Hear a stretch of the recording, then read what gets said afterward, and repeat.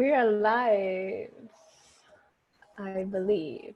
I'm just gonna give it one more second to spool because I never know. Yeah, it looks like we're live.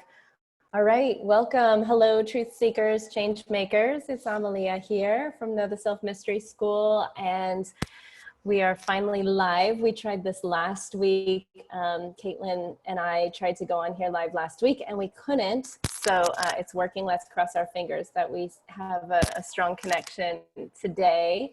Caitlin and I are going to be talking about uncovering the Starseed mission. If you haven't yet met Caitlin, she's a channeler and an intuitive healer. Her mission is to support other multidimensionals and star seeds to reactivate their own inherent intuitive healing capabilities. She has a background in osteopathy and a keen interest in quantum healing. She's in the process of obtaining her doctorate in natural medicine, and she works with a variety of interdimensional beings with from over 60 different collectives. So welcome again, Caitlin. It's good to have you back again here. Thank you. I'm so excited to have this conversation today. Like, I could say that every single week. The things you and I start getting into are just the things that make my soul sing. So super excited. Yeah. So we're excited. I hope you guys are too. If you are here with us live, please say hello in the comments. I'm gonna pull this up so I can have another window here. It's always interesting to have it. Do you have it up also? Yeah, I can see the comment stream. Haley's saying hello. Good morning, Okay, Haley. Perfect. Good morning. Okay, so yeah, jump in. Hi, Edward. Go ahead and say hi in the comments. Let us know where you're tuning in from. I am currently residing in Mexico, and where are you, Caitlin? I'm just outside of Edmonton, Alberta, so way north of you. Yeah, different climates. Okay. There's so much going on right now, and I just want to take a moment because I woke up with a really, really heavy heart. Feeling into the collective energy is quite intense right now, with everything that happened with George Floyd. And for those of you who don't know, he was the man who was kind of murdered by a police officer in front of a whole bunch of bystanders. And since then, riots have kind of taken out, or kind of taken hold in multiple cities around the world, around the US, I should say. And I just want to take a moment to just sit in silence and send love to the collective. So I know all of you here in this group can do that and know how to send your energy out. But let's just take a moment to have George in our mind and the injustice, and just praying that justice be restored here on the earth and in all dimensions.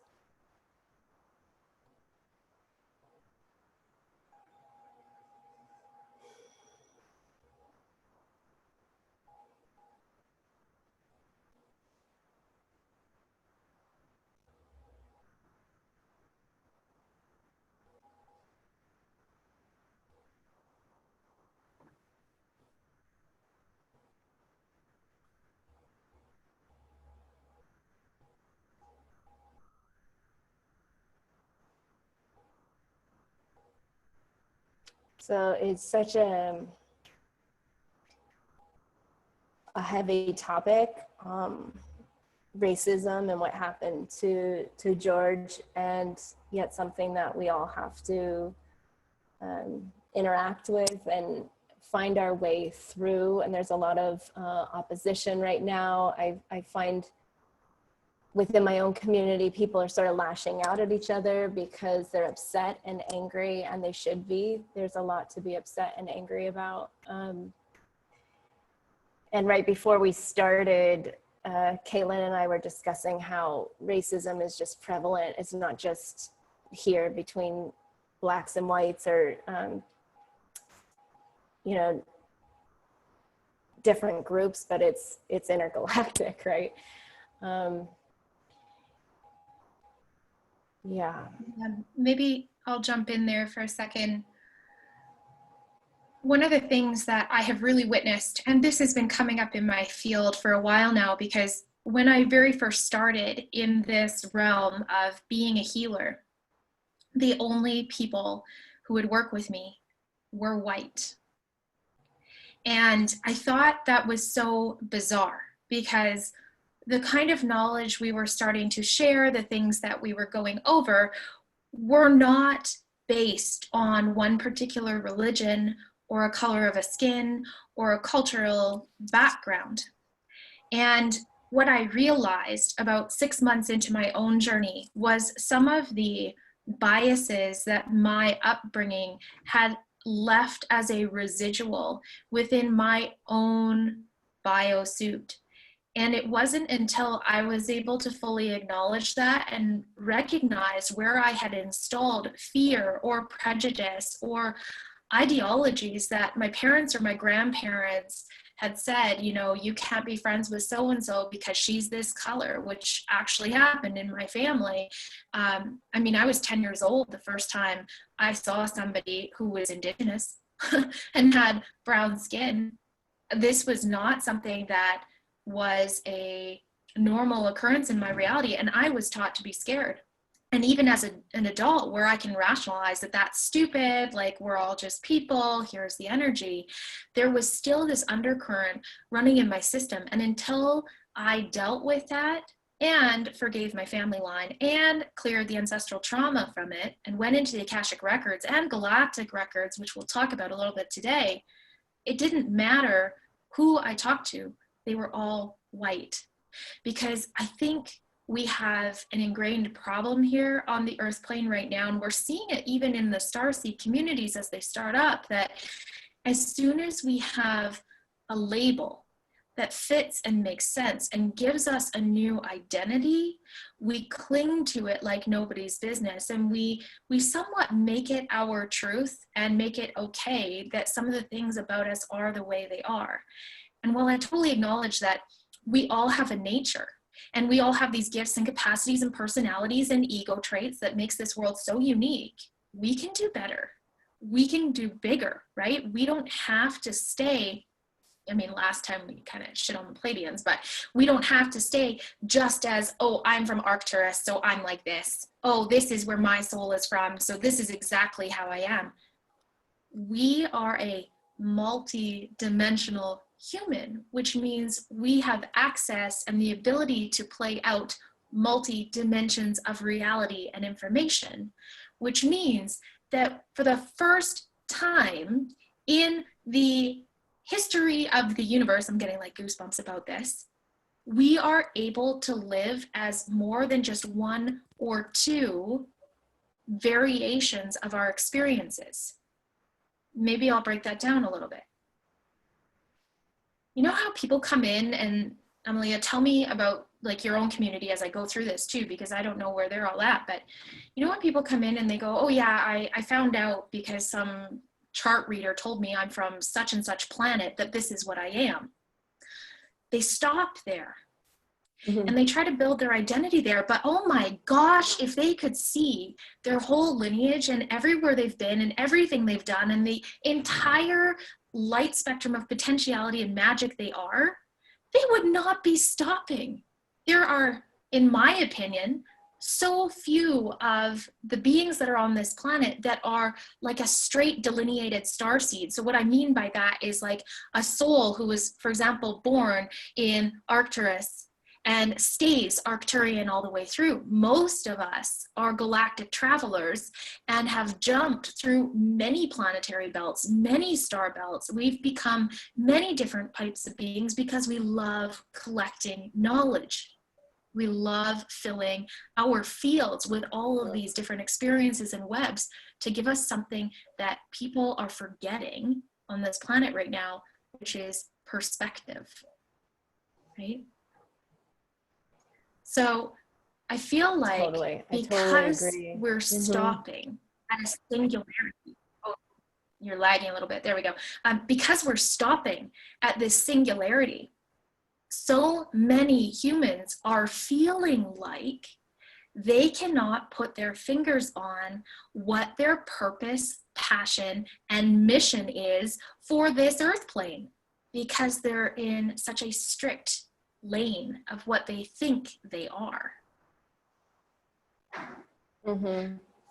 Yeah, I want to pause on your conversation just for 1 second and back up, because you said something in the beginning that I think is really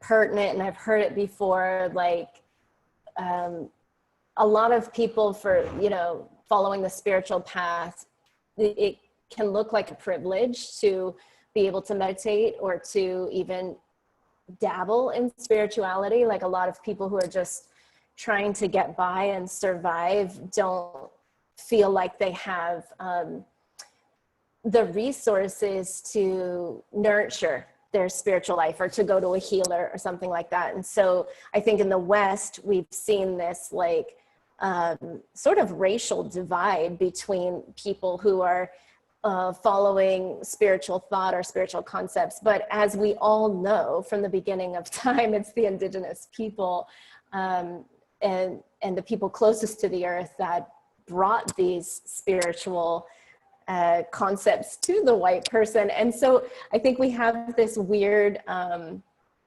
kind of,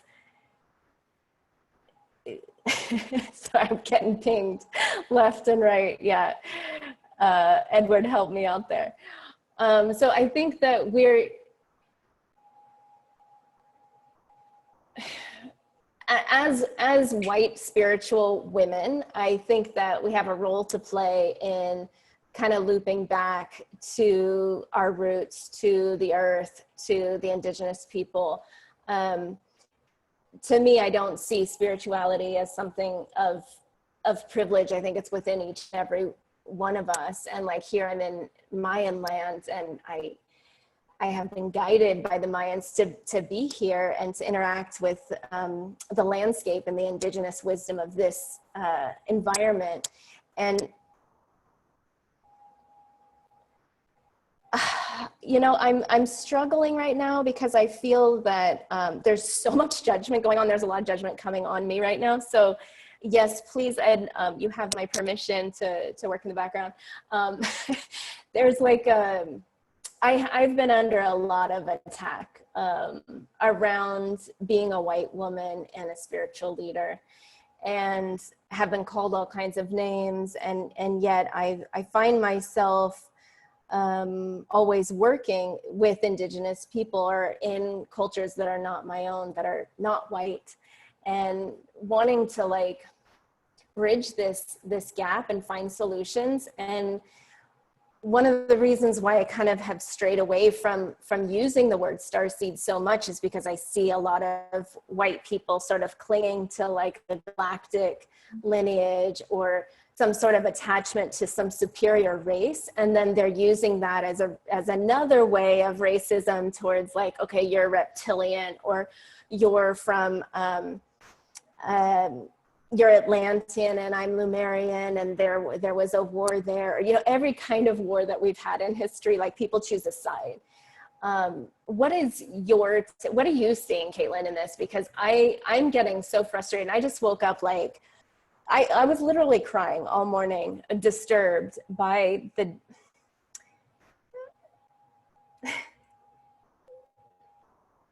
I'm needing all of your help right now to find ways to solve this, because I feel that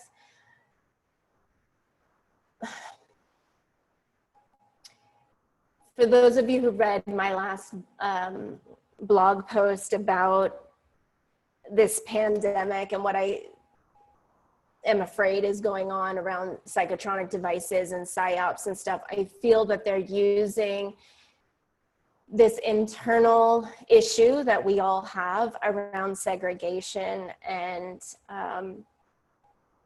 being positioned against each other to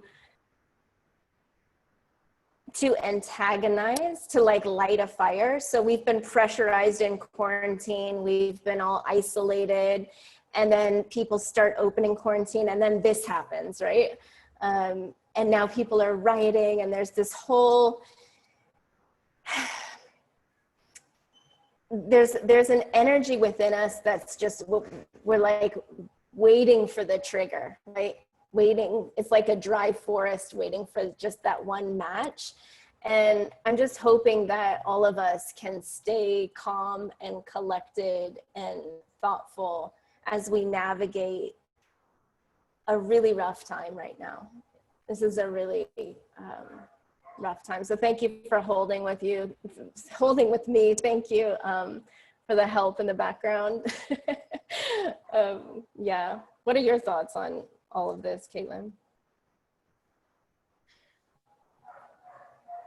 My thoughts are, we need to learn to become incorruptible. And becoming incorruptible is about acknowledging everything we are, everything we have been, and the ultimate potentiality we have. Becoming incorruptible is about becoming so in tune with our biosuit, with our internal radar system that is constantly firing information at us.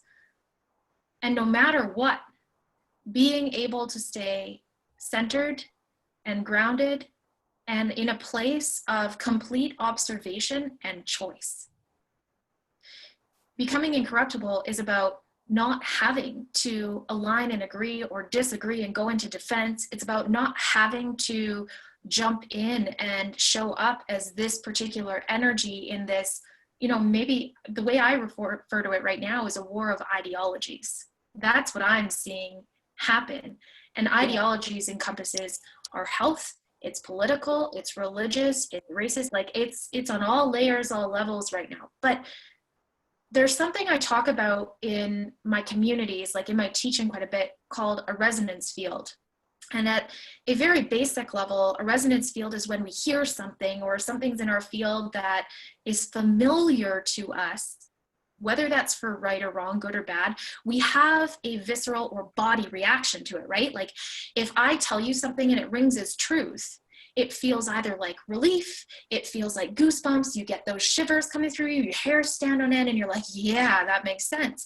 But on the other end of that resonance field are the things that feel like downright lies, that make your mouth go, that make your stomach turn and go, right? Like we have those reactions built in.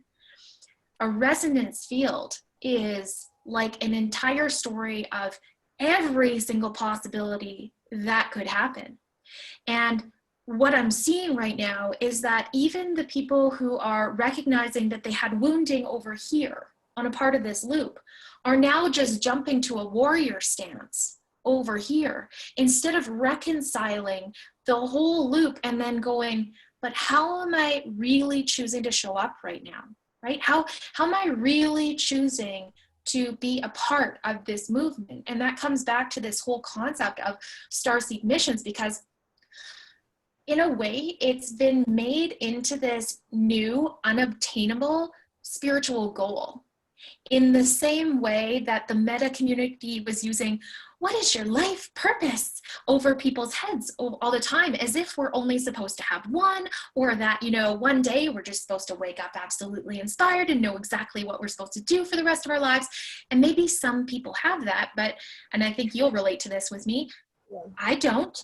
I know what I want to do today and tomorrow and about for the next month or so, but after that, I might shift it based on the energy in front of me and what I've already accomplished and what I'm doing. I know in a way that my job is to be a pillar of strength, to be a pillar of perspective. That's how I see myself in a lot of ways, is just a place of reflection and bouncing off ideas and opening up resonance fields. That's what I do for a lot of my people. But I'm not here to be a fighter, because as soon as I choose the fight, and this is personal to me, you might have a different soul story, but I know for me, as soon as I choose the fight, I have placed myself in an anchor within that resonance field. But here's how I could explain this. Let's take this incredibly tragic, but incredibly powerful experience with George Floyd. If I saw that go on and I knew there was a riot coming in my city and I went, I'm in there, F this, like time to rise, I'm getting, right? I could put myself on that spectrum of it. I could also go and just put my blinders on, la-di-da, keep scrolling Facebook, or hopefully go to Instagram because there isn't going to be anything charged over there, right? I could put the blinders on. I could also ask the question of, what inspiration can I be to my community today to help erase the wounds that got us here in the first place? So I'm constantly asking these questions of, you know, where do I dance on this spectrum with this individual concept? I agree with you. I see so much of the conditioning that's going on with people. A friend of mine sent me some information about a media agency that was willing to pay for a large amount of advertising for these companies if they use the words new normal over and over and over again. And we call it the he who shall not be named plague in our community. We all know what I'm talking about.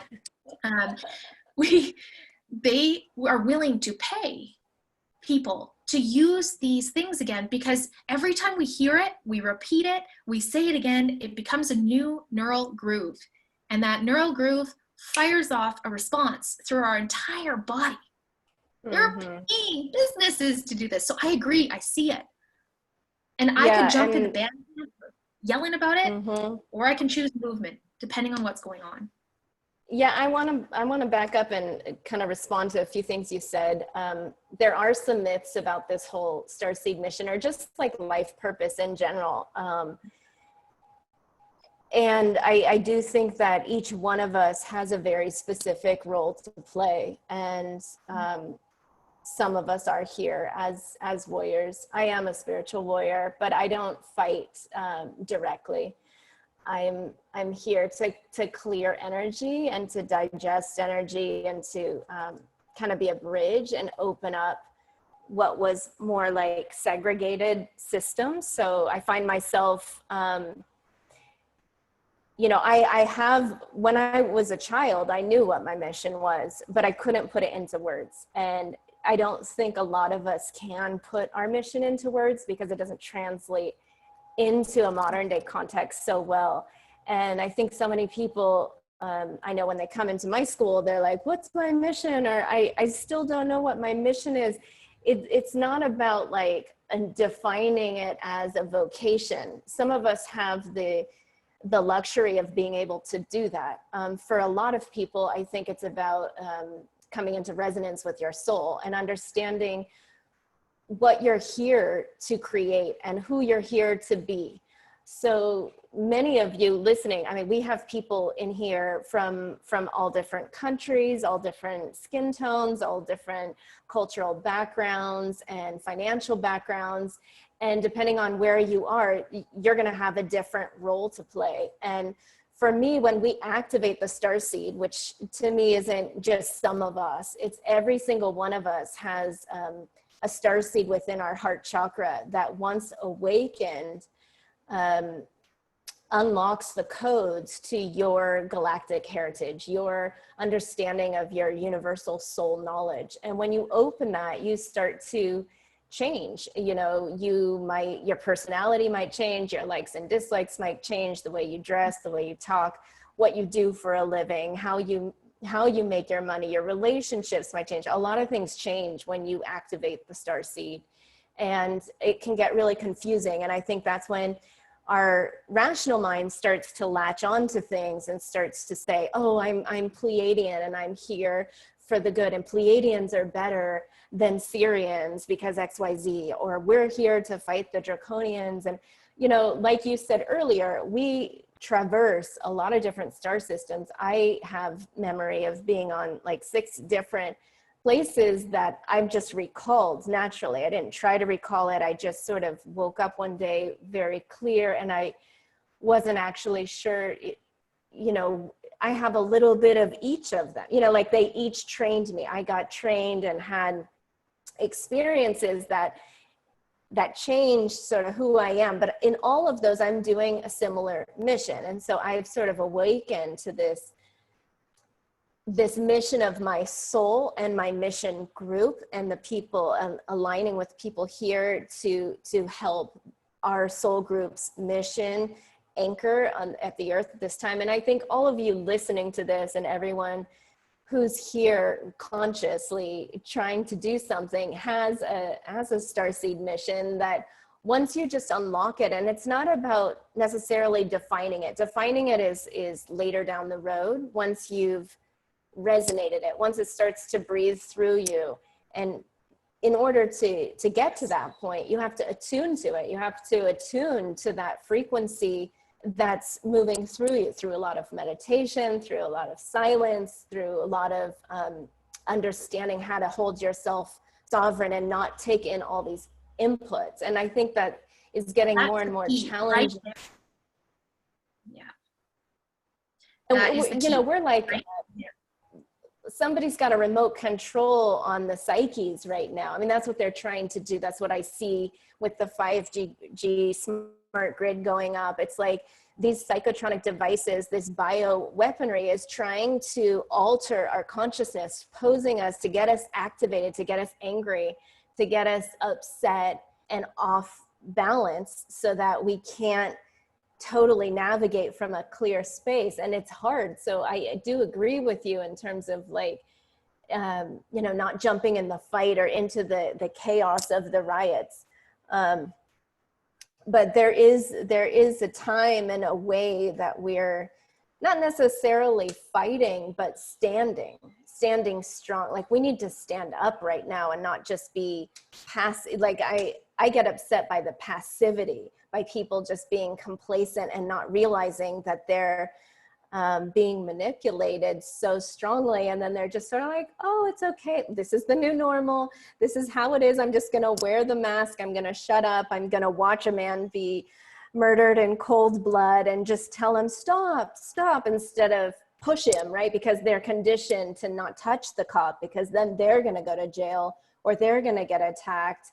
And we're all being conditioned so much right now.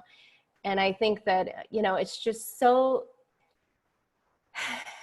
it's so important to find our centers and stay within our own navigation suit, right? Because many of us come from different lineages. Like you and I come from different lineages, yet we're here kind of in a similar fashion, activating star seeds, helping people to remember.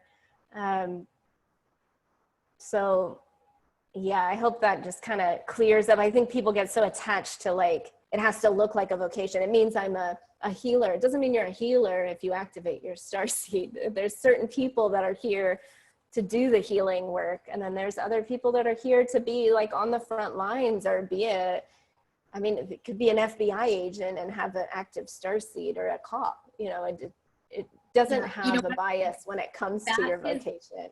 That's really key to just point out here, because I find that in these communities, we have such a limited perception of what we're going to turn out like or what the particular missions might be, that we kind of miss the point of how broad the whole sweeping brush is. Because if we really truly understood multidimensionality, if we really truly understood the 12D blueprint that we all come in with, if we really were able to track that on this big level, we'd realize that there are people with opening star seeds planted in every single career, faction, position. You could be a burger flipper at Walmart and you might be on your starseed mission, because your energy is like the ripple in the pond analogy, right? You drop the rock in and the ripples are really tiny and sharp at first. It's like you bump one person and maybe you find another and you bump another one. But what happens is it goes out and out and out, is it gets wider and bigger and turns into more of a movement. And so as we start to understand our soul sovereignty, and I love that you use that word, that's when we start activating the starseed mission, right? That's when we start being able to be in a position of helping and supporting and influencing, if we want to use that word, others. Because until we do that, we are just shouting from the rooftops. And this is why I think this is so important to have this conversation about soul sovereignty versus missions. You have to be in a place where you are incorruptible, right? You have to be in a place where you're there in order for people to actually hear you. Because unless you're in that place, you're just noise, right? You're just noise. Maybe a few can pick up the small threads that resonate with them, or maybe something you say is going to trigger them to wake up. But until we do our own inner work and we collapse all of those old paradigms that were holding us in places of stagnancy. So, you know, we'll go back to my original story, which was, if I went back to holding my position of racial biases, because that's what I grew up with, and I wasn't really willing to move away from that, and I was going to be spiritual over here, I wouldn't be able to get up and start I have some beautiful, beautiful cultural people coming into my communities now that I get to learn and experience and understand their magic. We get to go tracking on all of these really cool things together. They've downloaded information to me. I've downloaded information to them, but that couldn't have happened if that bias was still installed.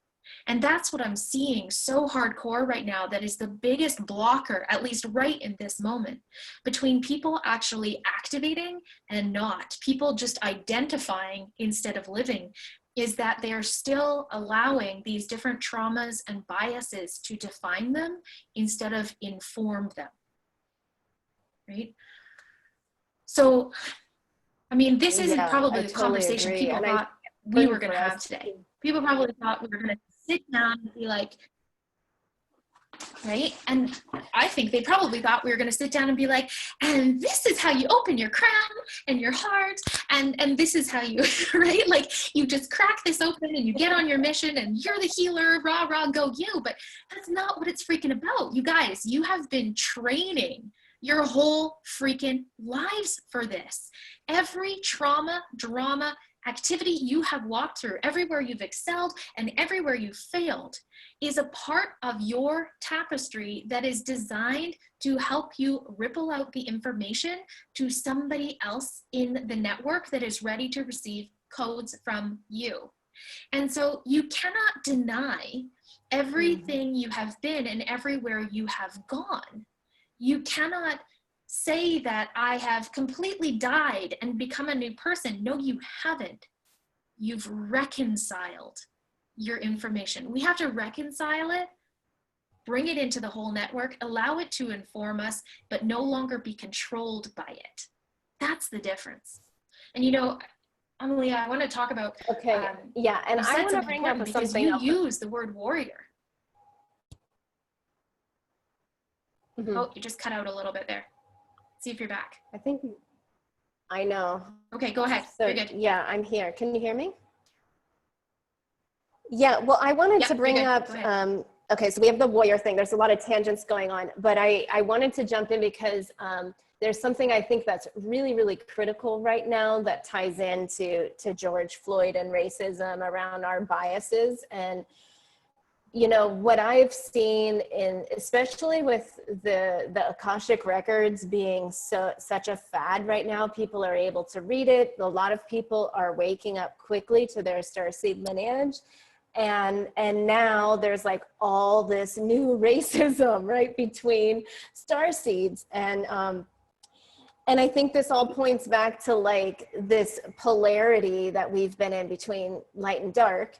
And then people assuming that they're on the side of light. We have a lot of light workers that are actually, you know, working for dark agendas that are saying that they're here as spiritual leaders, as gurus. I mean, I've interacted with them and worked very closely with them. And when the mask came off, was really shocked. But I had to go into my own soul reckoning of like why I was working with them and kind of go through my own shadow work and really find the places in me where I was having a bias, having a division, coming to terms with my own darkness that lived in me and loving that back into wholeness. And I think there's too many people on the spiritual path want to bypass that or not really think that they have this attachment. I mean, when I found out that I had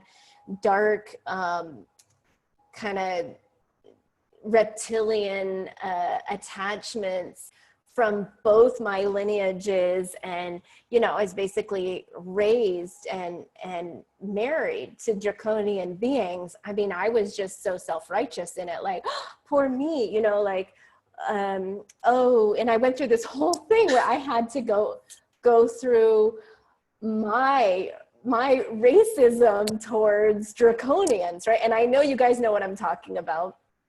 I know my internet keeps going in and out.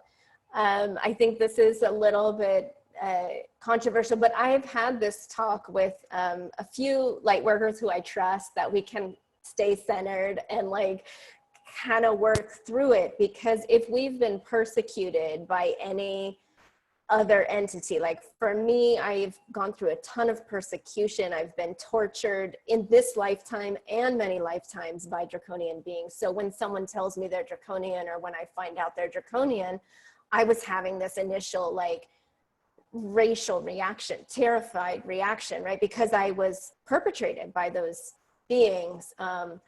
Or like the gray aliens, like I would get really triggered because I have memory of being abused and hurt. But I had to go through and realize, oh my God, but then I had to meet kind draconians, light grenades, like entities that had found their sovereignty, that had utilized free will and made different choices. And for me now, it's more about like doing the, like, are you being of love? Are you instilling fear? Are you like, what are you choosing? And I think we each carry this, and we have to do this work. And I think it's very uncomfortable for people who have lived privileged lives or haven't had to deal with a lot of adversity or a lot of being on the end of victimization. They might not like go and do the deeper work of like, no, we really need to clear out these biases. I think it's extremely important. Yeah, I agree with you on that one too. And it's funny, you know, I want to give some context maybe so that people understand why it's so amazing to actually jump into your multidimensionality and become back to a light being instead of a delineated species identity. I'll give a couple examples of this. So in my own life, with the healing work I do, when this very first all came on, my first interactions were with some of the Nordic Pleiadians. And they were the first ones that taught me how to channel. They came in and they helped me bring that field open. That was really cool. They were here for a reason and a season. They stepped out, and then I had a group of Orion beings step in. The Orions came in when I needed to really stand on my own 2 feet and be willing to see myself for my own light. They taught me the lesson of being okay with who you are. Then I had the Arcturians come in, and I had this Arcturian being that dropped an entire new like way of working with bodies into my hands. Then I had this sea collective that I call the KRs, they have a really long name, that came in and gave me another segment of what has now become my Decodes program, which blends energy work, quantum physics, and osteopathy all in one, you know. And then I've had the Andromedans come in who taught me all about the light language and levels of truth and understanding all of the things that go on within the universe and how to stay sovereign. So by coming back into our multidimensionality and stop the whole train of having to just identify as this one being, we are opening ourselves up to this huge gift of perspective, of capabilities, of choice, of movement, of flow. And really, when I look at you, Amelía, I don't see you as a warrior fighter. I see you as somebody who insists on flow.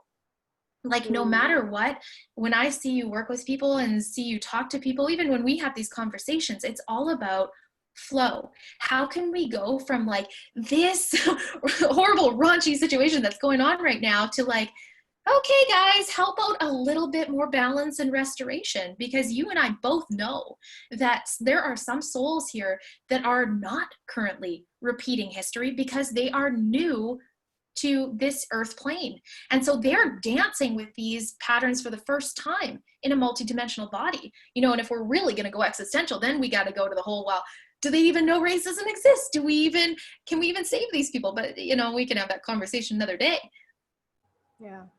We insist on flow because when you can get to the point, whether you're privileged or not, of seeing that no matter what body you came in with, it is simply a vehicle for this lifetime, and you have access to so much more, flow happens, resiliency happens, sovereignty happens, because you are no longer corruptible by one point of view.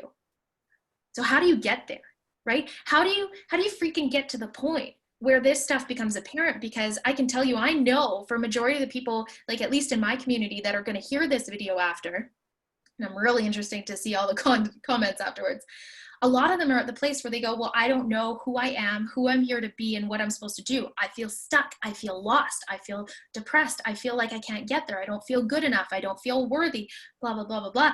This all falls into what I call death programming and the segregation programming and what's going on right freaking now on this planet. Yes.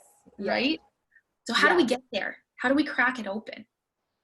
Yeah, and in that way, I think the quarantine's kind of helping if you can really use it to contain yourself and kind of cut out what's not yours, because there's so much contradictory information, and we can make ourselves crazy. Like even when we activate the Starseed, you might think your first activation, like, wow, I've reached enlightenment and I can see through time and space and I see the origin of my soul and now life is going to be perfect. No, I'm sorry. It actually gets more complicated, and we have to build up that resiliency. I mean, I went through 9 years of intense initiations where I kept getting these higher expansions of information, working with different galactic entities and different councils. And then like the masks would come off, I would get completely confused. I would be so heartbroken. I would be on the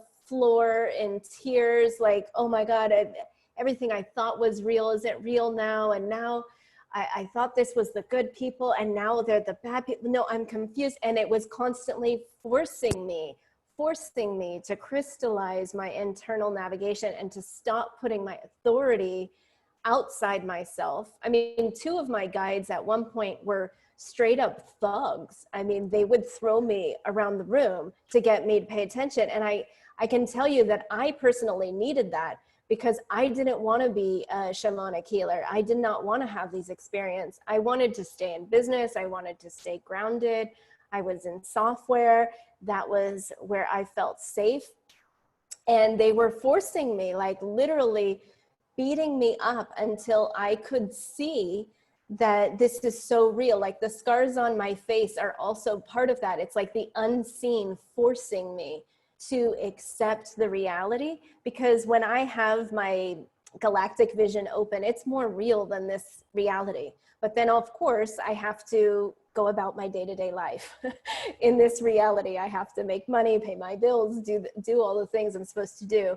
And until, like for me, I was so thick about it. I was so avoiding it because I didn't want to sound woo-woo. I didn't want to separate myself. I didn't want to elevate myself, honestly. And I didn't want to be a teacher or do the work I'm doing. I was rebelling against all of it. And they needed me to kind of get hurt, or my soul needed this experience of materializing the invisible so that I could claim my voice, to claim my soul destiny, to claim my path, to write my book. And so I had to have synchronicity and incredible experiences happen so often and so dramatically for me to be shaken enough to claim it. And so I just want to say that when you activate your starseed and when you claim your soul mission, it's terrifying. It's not a walk in the park. It's not like this you know, I always say the unicorn butterfly route. Yeah, that is there. The new earth is there and it's alive and we can experience that. But we have to work through layers of resistance. We have to work through layers of like to make ourselves resilient enough to hold our destiny, to be able to stand in the stormy pressure. And right now we're all in a stormy pressure. Like we are, and what just flared up in the last couple of days. I want to just reference something Dale wrote in the comments. She said, was the incidence a false flag designed to incite division? Were those really police? Was it an act? Are they crisis actors? If it is being widely reported on mainstream media, there's a reason. They don't report facts, it's propaganda. Like, Dale, you're asking the right questions. We need to ask these questions. We need to not just get triggered and then just assume it is what we see. Because if, for all of us who are seers, and I think that's everyone listening to this right now, you have more vision than your eyes, right? We have other senses and other abilities that when we awaken it, we can't just disregard that. We have to filter all of it. We have to come up with a whole new operating system, not just the one we were taught, not just the 5 senses. It's not just 6 senses. It's more. We need to investigate and really dive in. So how, Caitlin, do you help people move through that process of investigation? Like, how do you get them to keep going? What are some of your tips and tricks? So, you know, what's so interesting is that at the very beginning of this whole "he who shall not be named" plague, I went down the QAnon rabbit hole. Like, hands up if you have ever been there, because oh my God, the stuff that they are uncovering and saying is like, whoa! I mean, you want to get triggered as F, that's where you go. And I had that experience because I needed to understand how easy it was to latch on to things that could look so big, so bold, so ugly, so true, and how it was disrupting the internal system. And so my husband even said, he's like, I don't even know who you were for a week, because I was like in Facebook, watching all the videos, like doing the thing, like I was in it all the way. And it was so important for me because what I learned from, Dale's like, yes, to you. What I learned from that experience was what is happening to people no matter where they align. When they get an obsession and they hold on to their perception of truth, which we talked about in our last conversation. So if you guys didn't hear that one, you might want to go back on YouTube and take a listen in on it. It was kind of interesting. And so what I do is I ask people, where do you stand? If you couldn't stand on anybody else's truth right now, if I took that away, what elements from here are actually resonating and hitting your soul as an individual? Because that is a big clue about who you are and who you came here to be. So for me, when I went down that QAnon rabbit hole and was reading all of this stuff, because I'm just going to say, I was like this sheltered little kid who had no idea what Hollywood was, and probably until I was like 14 years old, because the only thing I was allowed was old school Disney cartoons. I had an idea things were happening as an adult, but I didn't have an idea of what things were actually happening, right? When I came out of that on the other end, what I realized that for me, it has nothing to do with what's going on in the dark agendas. That really isn't my role here. It really doesn't have anything to do with what could be happening behind the scenes and what isn't happening behind the scenes. That didn't resonate with me either. What resonated with me as an individual was how affected hormonally and neurologically people become when they get entrapped into these false narratives. And so where I have placed my energy during this whole time has been a space of exploration. And just to put to this, how I'm doing it is not with the current world agenda pushes.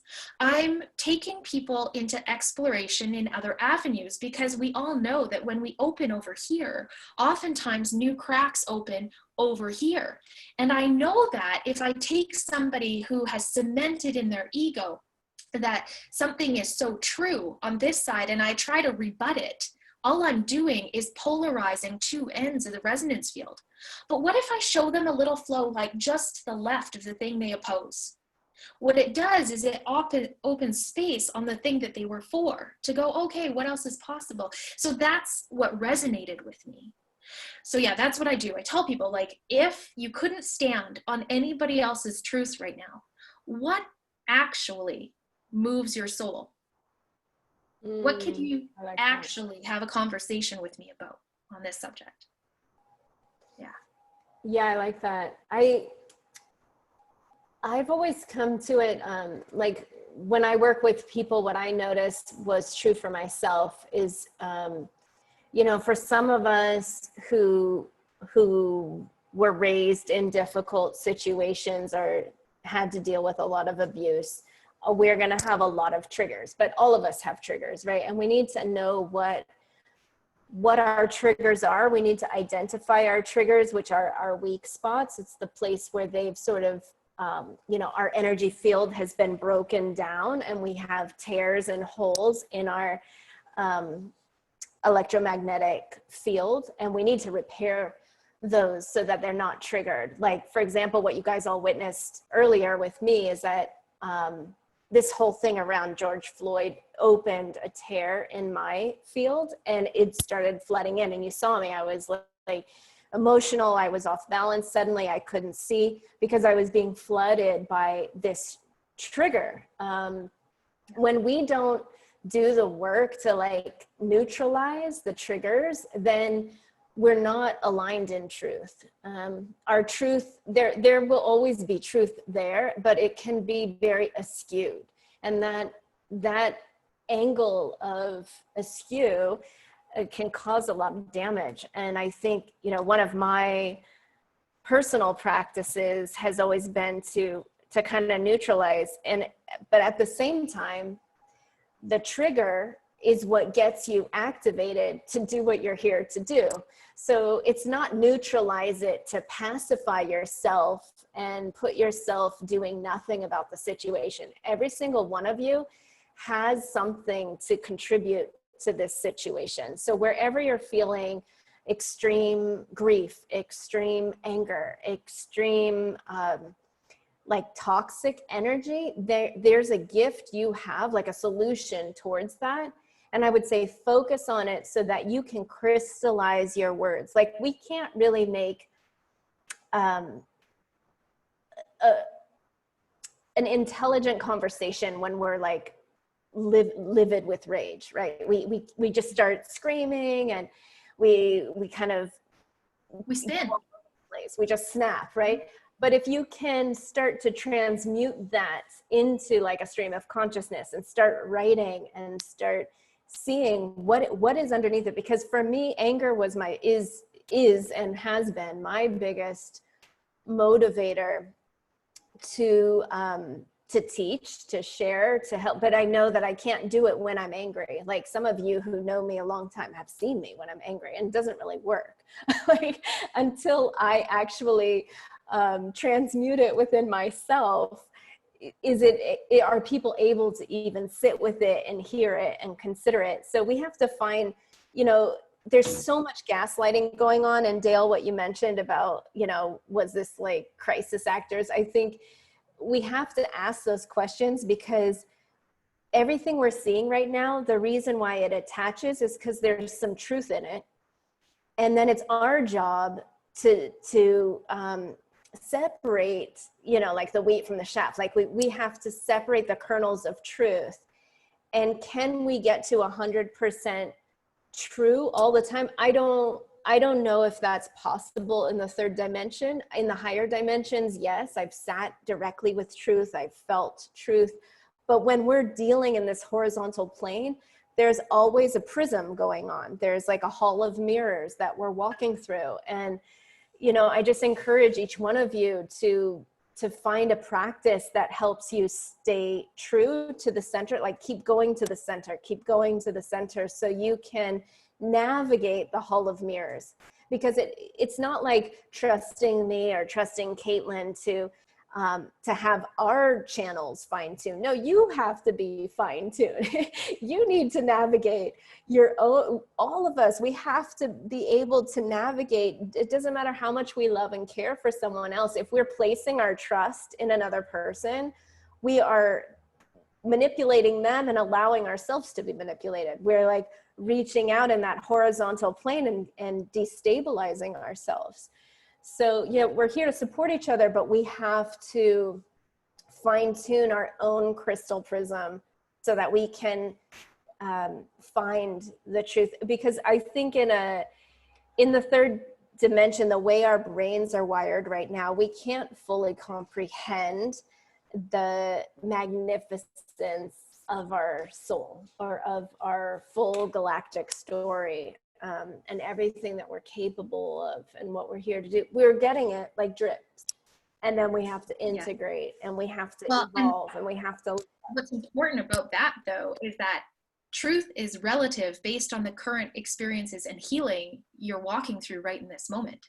In the third dimension, that's true, right? Truth is relative. So if we wanted to circle back to something you talked about being